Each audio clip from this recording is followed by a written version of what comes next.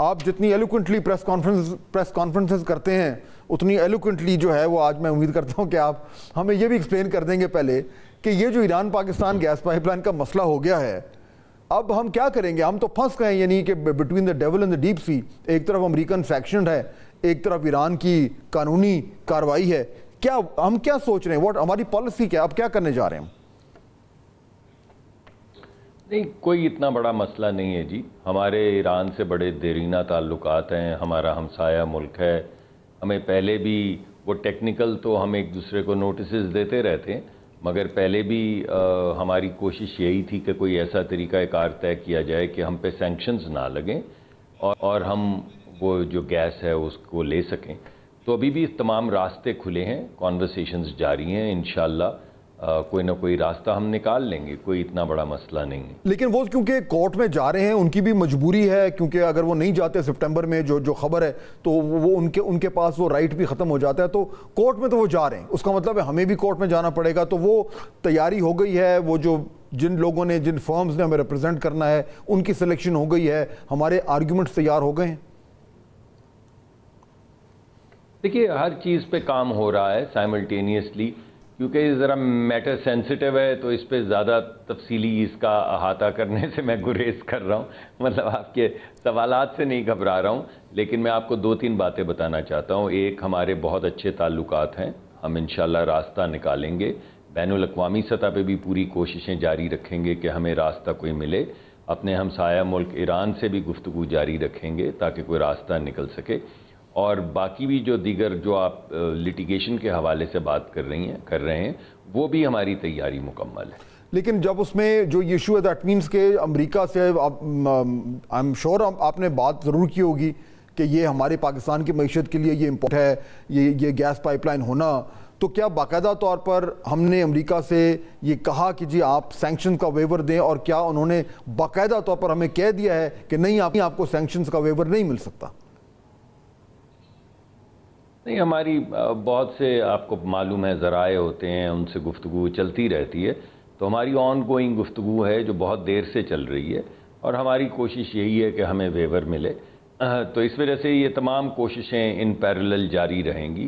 کوئی بھی راستہ اس وقت ہم بند نہیں کرنا چاہتے. جیسے آپ کہہ رہے ہیں کہ کسی کو ہم کہیں کہ تم بتاؤ کہ ابھی بتاؤ دو گے یا نہیں دو گے، تو اس کے بہتر ڈپلومیٹک طریقہ کار ہوتے ہیں بات کو آگے بڑھانے کے لیے اور کوئی اپنے لیے راستہ نکالنے کے لیے.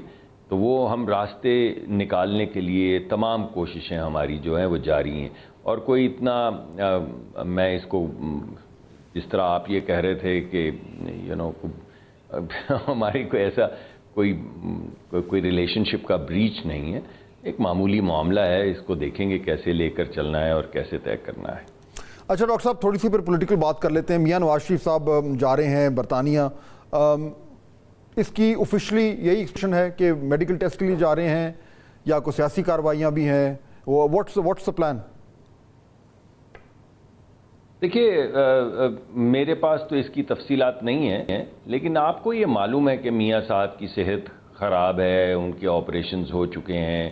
بالخصوص ان کے وہ جو ڈاکٹر جن نے ان کی کارڈیک سرجری کی تھی، وہ جب بھی جاتے ہیں اپنے چیک اپ کے لیے کوشش یہی ہوتی ہے کہ ایک کنٹینیوٹی آف ریلیشن شپ کے لیے وہ لوگ جن نے پہلے ان کی سرجری کی، پھر دوسرے راؤنڈ میں ان کی سرجری کی، ان کو وہ پورا معلوم ہے کہ ان کی صحت، ان کے پرانے جو سرجری ہوئی ہے، ان کی جو آرٹریز کی صحت ہے، کیونکہ وہ تمام عوامل کا جائزہ لیتے رہے ہیں over a long period of time, اور ان کے پاس پوری ہسٹری ہوتی ہے. اس وجہ سے میاں صاحب ہمیشہ وہی ایک ٹیم جو ہے ان کی بھی خواہش یہی ہوتی ہے کہ اس ٹیم کے ساتھ ایک کنٹینیوٹی آف ریلیشن شپ رہے، کنٹینیوٹی آف کیئر رہے، اور ایک کانٹیکسٹ کے اندر، یعنی وہ پس منظر جو ہے جس میں اتنی سرجریز ہو چکی ہیں، پھر درمیان میں ان کو یہ جو خون کا بھی کو معاملہ، جب پاکستان سے گئے تو وہ بھی معاملات کافی خراب تھے. تو ان تمام چیزوں کو مد نظر رکھتے ہوئے وہ وقتاً فوقتاً اپنا معائنہ کرواتے رہتے ہیں. تو اس میں کوئی غیر معمولی بات نہیں ہے کہ وہ جا کے اپنا معائنہ کروا رہے ہیں. پھر ان کے صاحبزادے بھی جو ہیں دونوں، وہ لندن میں رہتے ہیں، لندن میں اکٹھے ہوتے ہیں. تو ان کا جانا کوئی ایسی اچنبھے کی بات نہیں ہے کہ وہ جا رہے ہیں، اپنے بچوں سے بھی ملیں گے، اپنے جو ڈاکٹرز ہیں ان کو بھی ملیں گے اور ذرا اپنا ایک دفعہ کروا لیں گے جو چیک اپ ہوتا ہے۔ یہ بتائیں کہ یہ جو آج ٹیکس کے حوالے سے، کیونکہ ظاہر بات ہے آپ کیبنٹ میٹنگز میں کیبنٹ کا حصہ ہیں، کیبنٹ میں بیٹھتے ہیں، یہ جو ٹریڈرز کی جو آج ہڑتال ہوئی ہے اس میں اپوزیشن والے بھی آ گئے ہیں، ایف بی آر نے ایک پوزیشن لی ہوئی ہے کہ جی ہم نے جو ہے وہ ہر حوالے سے ان کو ٹیکس نیٹ میں لانا ہے، لیکن ایک پولیٹیکل ایشو بن گیا ہے۔ ڈاکٹر صاحب، از دا گورنمنٹ اسٹینڈنگ فرم؟ ہر حوالے سے ریٹیل کو ٹیکس میں لانے کا فیصلہ ہو چکا ہے regardless of the reaction? Fahad sahab, اگر مان لیں، آپ کو معلوم ہے کہ پاکستان کا سروسز سیکٹر جو ہے وہ تقریباً 50% ہے، ہماری جی ڈی پی کا 50% سروسز سیکٹر ہے۔ سروسز سیکٹر کا کیا مطلب ہے؟ سروسز سیکٹر کا مطلب یہی ہے، ریٹیل ہے، اس میں یہ جو ہول سیل ڈیلر ہیں وہ ہیں، جو کلینکس ہیں، جو لائرز ہیں، یہ تمام چیزیں جو ہیں یہ سروسز سیکٹر ہے۔ اب 50% سروسز سیکٹر جس کا سب سے بڑا حصہ جو ہے وہ ریٹیل اور ہول سیلر ہیں، اگر وہ کہیں کہ ہم نے ٹیکس نہیں دینا تو آپ بتائیے کہ ٹیکس کون دے گا؟ یعنی پاکستان کی 55 سے 60% آبادی جو ہے وہ ایگریرین ہے، ایگریکلچرسٹ ہیں، کسان ہیں، محنت کش ہیں، ہم بڑی عزت کرتے ہیں، مگر اگر وہ 50% امپلائمنٹ ہے اور 30% کے قریب یا اس سے زیادہ کی جی ڈی پی کا حصہ ہیں، تو اپنے جو اکنامک ایکٹیویٹی ہے اس کی مطابقت سے اگر وہ بھی ٹیکس نہیں دیں گے، اگر ریٹیلر بھی ٹیکس نہیں دیں گے، اگر ہول سیلر بھی ٹیکس نہیں دیں گے، تو پھر ٹیکس کون دے گا؟ لیکن جب وہ کھڑے ہو جاتے ہیں، جب وہ اسٹرانگ آرم ٹیکٹکس پہ آ جاتے ہیں، جب وہ شور کرنا شروع کر دیتے ہیں، جب وہ ہڑتالیں کرنا شروع کر دیتے ہیں، اور جب کہا جاتا ہے کہ پی ایم ایل این کی وہ کنسٹیٹوئنسی بھی ہے، تو پھر مسئلہ کھڑا ہوتا ہے۔ تو میں اس لیے پوچھ رہا تھا، یہ بات تو آپ کی ٹھیک ہے، اس میں تو کوئی آرگومنٹ ہے ہی نہیں کہ they have to be part of the tax net, لیکن جب وہ کہتے ہیں کہ ہم نہیں کریں گے تو پھر how far can the government go? یہ بھی تو ایشو ہے نا۔ نہیں جی، مگر وہ بتائیے نا، آپ ماشاءاللہ بڑی سیاسی بصیرت بھی رکھتے ہیں، آپ تنقیدی جائزہ بھی لیتے ہیں، ہمارا بھی تنقیدی جائزہ لیتے ہیں، معیشت کا بھی لیتے ہیں، سیاست کا بھی لیتے ہیں۔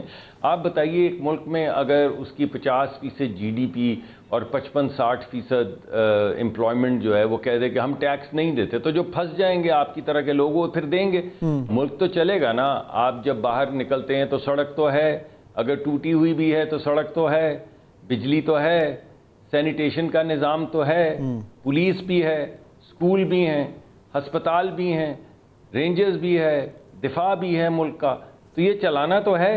یا کیا کریں گے؟ سب بند کر دیں، کل سے تمام لوگوں کو بولیں کہ کوئی سرحدوں کی حفاظت نہیں ہوگی، کوئی پولیس نہیں ہوگی، کوئی سڑک نہیں ہوگی، کوئی اسکول نہیں ہوگا۔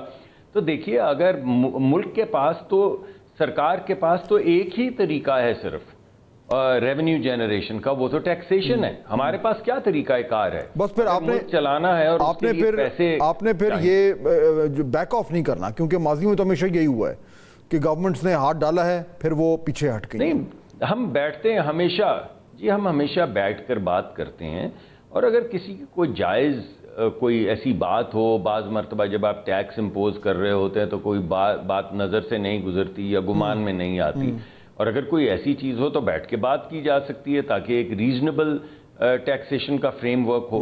لیکن کچھ اگر 50% ملک کے لوگ آبادی اور 50% ملک کی جی ڈی پی، وہ دونوں یہ کہیں کہ ہم نے ٹیکس ہی نہیں دینا، اور ٹیکس اگر ہم سے مانگو گے تو ہم سڑک پہ آ جائیں گے، تو بھائی اگر سنیں آخری بات کروں گا، اگر ہم ٹیکس نہیں لیں گے تو ملک سڑک پہ آ جائے گا۔ آپ نے کہا کہ یہ ہماری کانسٹیچوئنسی ہے، تو میاں شہباز شریف تو کب سے کہہ رہے ہیں کہ ریاست بچانے کے لیے ہم اپنی سیاست قربان کر رہے ہیں، تو یہ آپ کے سامنے اس کا ایویڈنس ہے۔ ورنہ اس وقت بہترین طریقہ تو یہ ہے کہ ہم بھی پیسے ویسے چھاپیں، ہم بھی جس طرح عمران خان صاحب نے جاتے جاتے وہ مہنگا پیٹرول خرید کے سستا بیچنا شروع کر دیا تھا، بس دھمال ڈال دیں کہ ملک کو لٹا دو، ملک کو، اور اس کے بعد نکل جاؤ باہر اور بولو کہ ہمارے دور میں دیکھو کتنے اچھے حالات تھے۔ یہ کوئی سلیقہ طریقہ تو نہیں ہے نا۔ پوری دنیا کے لوگ ٹیکس دیتے ہیں، آپ اپنی tax to G D P ratio دیکھیں تو وہ ایک سب سے کم ترین ہے، اور اسی لیے امپورٹنٹ ہے کہ یہ جو ہے یہ we follow it through. But let's hope on this note doctor صاحب کہ یہ جو ہے وہ گورنمنٹ جو ہے وہ کامیاب ہو جائے،